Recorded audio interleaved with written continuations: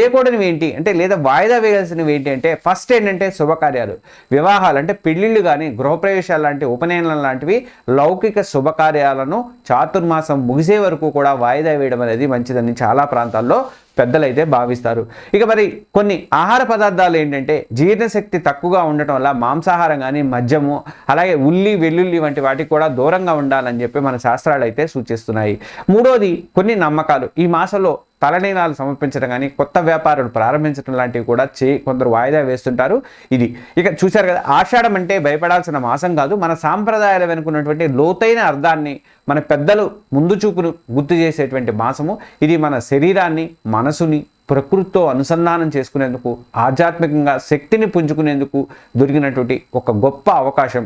ఈ షార్ట్కి సంబంధించినటువంటి full video మీకు కావాలి అనుకుంటే మాత్రం ఈ కింద వీడియో డిస్క్రిప్షన్లో ఉన్నటువంటి లింక్ని వెంటనే క్లిక్ చేసి అక్కడ ఫుల్ వీడియోని మీరు చూడొచ్చు.